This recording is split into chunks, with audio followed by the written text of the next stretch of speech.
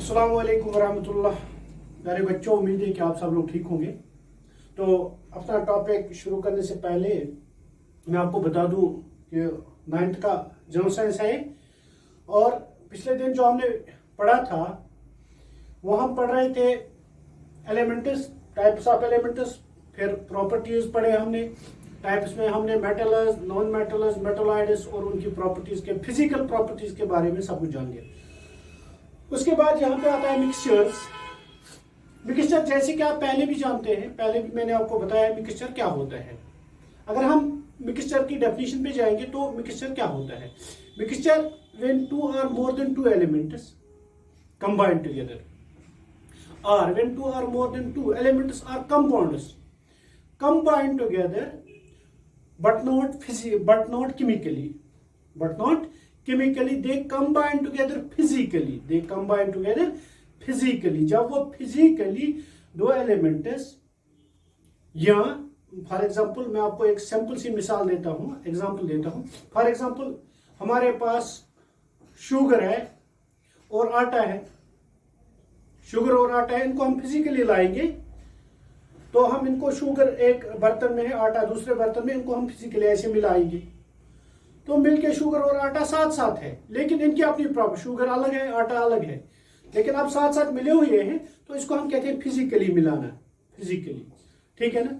तो केमिकली कुछ अलग होता है।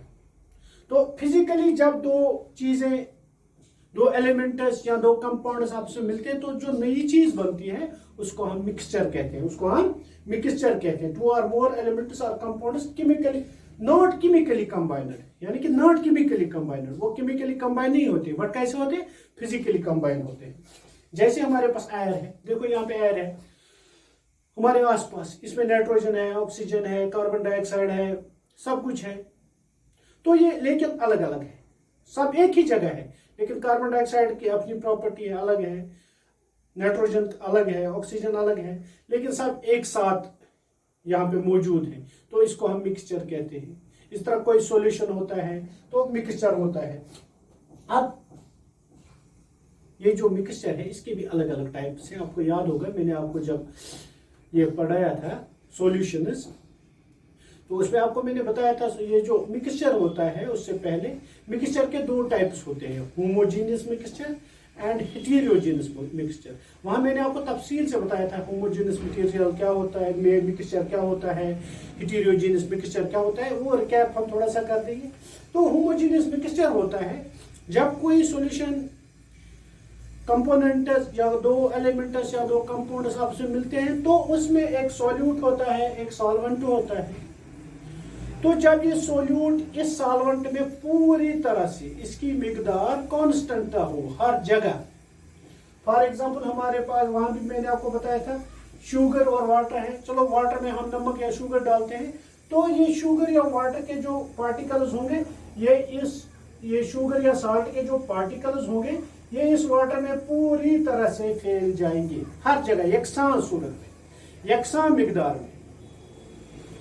तो ये शुगर या साल्ट के पार्टिकल्स यहाँ पे जितने होंगे यहाँ पे भी उतने होंगे, यहाँ पे भी इतने होंगे, यानी कि इनकी जो मिकदार होगी वो हर जगह सेम होगी। इस तरह का जो मिक्सचर हमारे पास होता है उसको हम होमोजेनियस मिक्सचर कहते हैं। शुगर सॉल्यूशन है, सॉल्ट सॉल्यूशन है, अल्कोहल है, ये सब जो होते हैं ये होते हैं होमोजेनियस मिक्सचर। इसके बाद हेटेरोजेनियस मिक्सचर इसका अपोजिट होता है।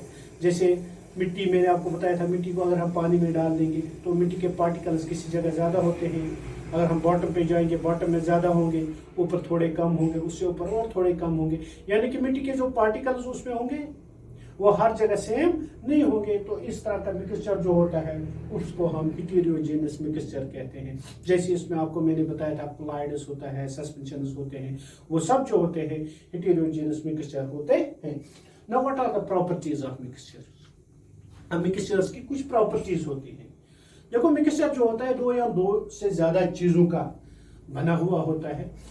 तो जब इसमें दो या दो से ज्यादा एलिमेंट्स मौजूद होते हैं, ठीक है, जैसे हमारे पास आयरन है, इसमें फॉर एग्जांपल हमारे पास आयरन है, स्टील फिलिंग्स है या एल्युमिनियम है, या आपस में हम इनको लाएंगे मिलाएंगे, हमारे पास इनके छोटे छोटे ज़रात हैं, हम इनको आपस में मिलाएंगे तो इनको हम सेपरेट भी कर सकते हैं। हमारे पास वाटर है और उसमें हमने शुगर डाल दिया है, यानी कि these are known as components. Water is the component of this sugar solution. Sugar is the component of this sugar solution. इसी तरह जो कोई भी सॉल्यूशन होता है उसमें जो पार्ट्स होते हैं, कॉन्स्टिट्यूएंट्स होते हैं, उनको हम कंपोनेंट्स ऑफ मिक्सचर कहते हैं। तो हर एक ये जो कंपोनेंट्स होते हैं, as this is physical process, mixture जो बनते हैं फिजिकल प्रोसेस से बनते हैं, तो इनको हम फिजिकल प्रोसेस से एक दूसरे से अलग भी कर सकते हैं। ये एक प्रॉपर्टी है। अगर हमने कोई मिक्सचर यहाँ पे पानी और साल्ट मिलाया हुआ है तो उसको हम एक फिजिकल प्रोसेस से अलग कर सकते हैं। उसको बाहर रखेंगे तो एवापोरेशन हो जाएगी, पानी भाप में बन तब्दील हो जाएगा वाटर वेपर्स में, और सॉल्ट हमें वापस मिल जाएगा।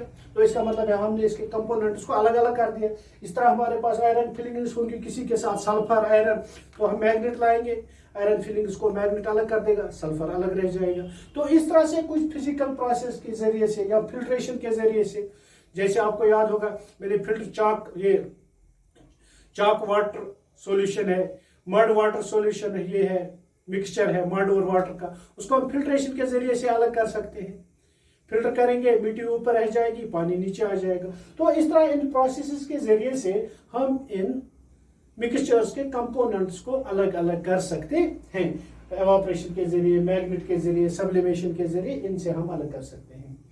दूसरी बात, जो भी कंपोनेंट्स, जो दूसरी प्रॉपर्टी इसकी होती है, जो भी कंपोनेंट्स ऑफ मिक्सचर होते हैं उनकी अपनी अपनी प्रॉपर्टीज मौजूद रहती है। देखो केमिकल चेंज क्या होता है। फॉर एग्जांपल हमारे पास लकड़ी है, लकड़ी को हमने जलाया, ऐश बन गई। अब ऐश की अपनी प्रॉपर्टी, या हमें वहां पे कार्बन डाइऑक्साइड हासिल हो गया, लकड़ी को जला के हमें कार्बन डाइऑक्साइड हासिल हो गया। तो क्या कार्बन डाइऑक्साइड और लकड़ी की प्रॉपर्टीज एक जैसी है? नहीं है। ऐश, वो जो ऐश वहां पे मिलती है, उसकी और लकड़ी की प्रॉपर्टीज एक जैसी है? नहीं है। यानी कि केमिकल चेंज में प्रॉपर्टीज चेंज होती है, जो पहले थे वो अलग, जो बाद में वो अलग। तो लेकिन फिजिकल प्रोसेस में क्या होता है, इसमें प्रॉपर्टीज अपनी अपनी रहती हैं। मिट्टी को हमने पानी में मिलाया, उसको अलग किया, तो मिट्टी की अपनी प्रॉपर्टीज है, पानी की अपनी प्रॉपर्टी। सॉल्ट और सल्फर को मिलाया, सॉल्ट की अपनी प्रॉपर्टी है, सल्फर की अपनी है, आयरन की अपनी है किसी मिक्सचर के अंदर। तो इसमें जो कंपोनेंट्स होते हैं उनमें अपनी अपनी प्रॉपर्टीज रहती हैं, इनकी प्रॉपर्टीज चेंज नहीं होती है। तीसरी बात, इसमें देखो हम कहते हैं जब एनर्जी कोई प्रोसेस होता है तो हम कहते हैं energy is created, energy is transferred, energy is absorbed. लेकिन फिजिकल प्रोसेस में क्या होता है, न कोई एनर्जी एब्जॉर्ब होती है, न कोई एनर्जी रिलीज होती है। हमने रेत है, यहाँ पे रेत के साथ हमने कुछ मिलाया तो इसमें कोई एनर्जी रिलीज नहीं होगी, कोई लाइट एब्जॉर्ब नहीं होगी, यानी कि इसमें एनर्जी कोई एब्जॉर्ब या रिलीज नहीं होती है। इसी के साथ क्या होता है, चौथी प्रॉपर्टी, इसमें जो कंपोजिशन ऑफ मिक्सचर होता है इट इज वेरिएबल। अब वेरिएबल क्या होता है, यानी कि components of mixture can be in any proportion. Component जो मिक्सचर के होते हैं वो किसी भी प्रोपोर्शन में हो सकते हैं। हम पानी 1 लीटर ले सकते हैं, उसमें शुगर 1 kg डाल सकते हैं, शुगर 100 ग्राम भी डाल सकते हैं, तब भी वो मिक्सचर बन जाएगा। शुगर 200 ग्राम डालेंगे तब भी मिक्सचर बनेगा, शुगर 500 ग्राम डालेंगे तब भी मिक्सचर बनेगा, वो वही प्रॉपर्टीज दिखाएगा। ठीक है ना। तो मिक्सचर का ये कोई नहीं है, कंपोनेंट्स का कोई लिखा हुआ नहीं है कि इतना होना चाहिए, इतना होना चाहिए, इतना होना चाहिए। कंपोजिशन की कोई कैद नहीं है, इसमें कुछ भी हो सकता है। और पांचवा, इनका कोई बॉइलिंग पॉइंट और मेल्टिंग पॉइंट या बाकी प्रॉपर्टीज जो होते हैं वो कोई मखसूस नहीं होती है। यानी कि हम कहेंगे इसका 100 डिग्री, 50 डिग्री, 200 डिग्री कोई मेल्टिंग पॉइंट या बॉइलिंग पॉइंट है, ऐसा कुछ नहीं है, ये वेरिएबल है। ज्यादातर मिक्सचर्स जो होते हैं होमोजीनियस होते हैं, ज्यादातर मिक्सचर्स जो होते हैं ये हेटेरोजेनस होते हैं, एक्सेप्ट सॉल्यूशंस। जो सॉल्यूशंस होते हैं वो होमोजीनियस होते हैं, और जो बाकी मिक्सचर्स होते हैं वो सब हेटेरोजेनस होते हैं। तो इस तरह से हमने मिक्सचर के बारे में पढ़ा, मिक्सचर टाइप्स के बारे में पढ़ा, और मिक्सचर्स की प्रॉपर्टीज के बारे में आज पढ़ा। तो आज के लिए इतना काफी है। अल्लाह हाफिज।